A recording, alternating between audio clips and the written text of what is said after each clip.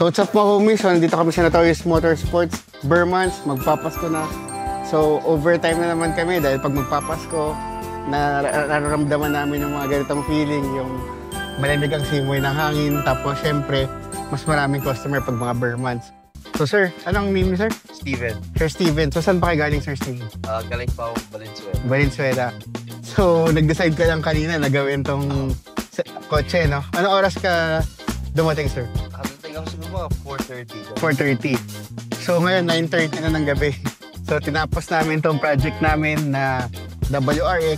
So ang gusto namin dito, yung rumble yung tunog, yung exhaust system namin. So mapakita ko lang sir.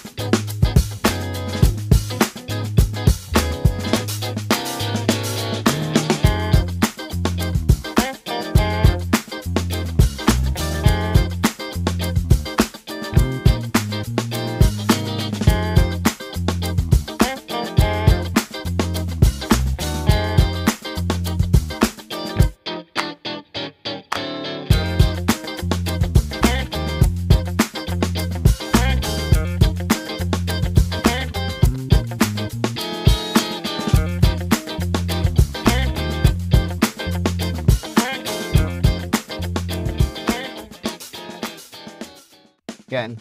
So, ginawa namin dito, nag-quad tip kami. So, ito kasi yung mga signature ng mga Subaru, dapat quad tip siya. Tapos nag-muffler delete kami. So, naka 2.5 inches na piping siya.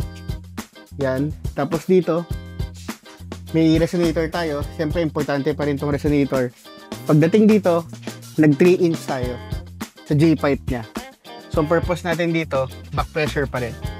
Okay? So, itong setup natin, medyo maingay ito kasi naka-muffler delete. Tapos, nagtanggal na rin tayo ng mga catalytic converter. Yan.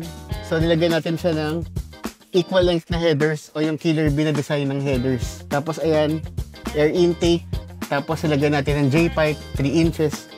So, after nito, baka i-tune din namin, tapos lagyan din namin ng intercooler, tapos lagyan ng intake. So, ngayon, pakinggan natin kung magiging tunog na.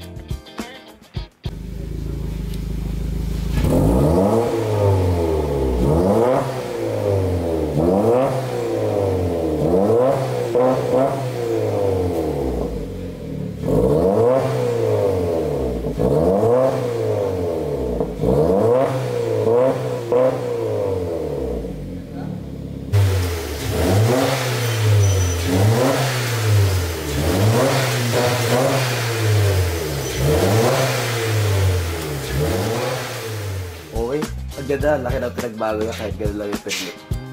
Tapos sulit naman yung inantay natin na oras. Oh, sulit. Sulit. Dahan-dahan pa uwi boss ha. Mukhang nag-enjoy tayo boss eh. Sige. Okay, thank you boss.